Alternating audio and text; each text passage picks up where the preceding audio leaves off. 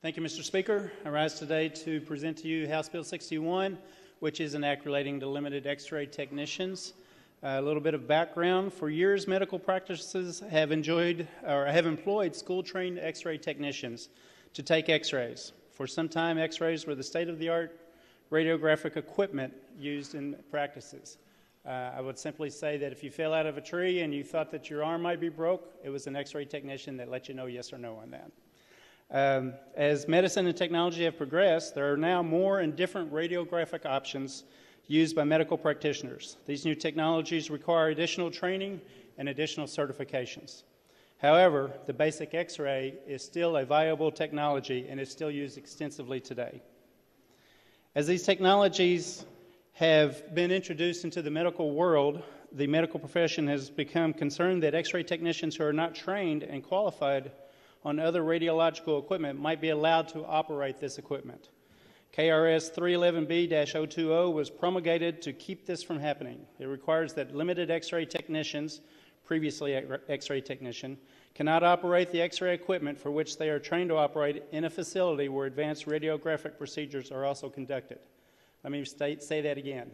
The regulation requires that someone who is trained and certified on their equipment and has been probably using that equipment for years cannot do their job in the same facility as these additional technologies are located in.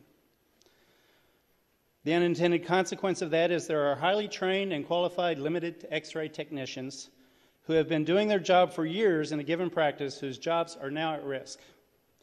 Per the above-mentioned KRS, medical practitioners must either establish a separate facility for each level of the radiology procedures, X-rays in one building, the other equipment in a different building, or they may require that limited X-ray technician to get additional training that they're not interested in and perhaps may not even be qualified to do or are able to do instead of just doing the job that they've been trained them in doing for years.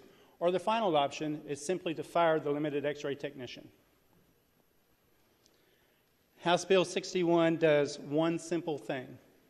It grandfathers in limited X-ray technicians who have been performing those duties prior to the addition of new technologies in that building. It allows them to continue to do the job they've been doing for years, even if there are additional technologies in that building.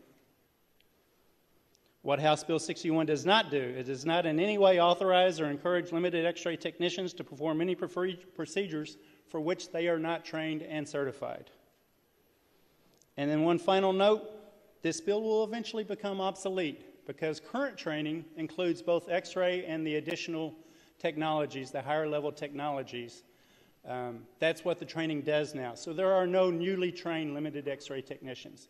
So as these technicians retire, decide to quit, whatever the reason is that they are no longer performing that job, this bill will become obsolete on its own. So with that, Mr. Speaker, subject to any questions, I would move for adoption of House Bill 61.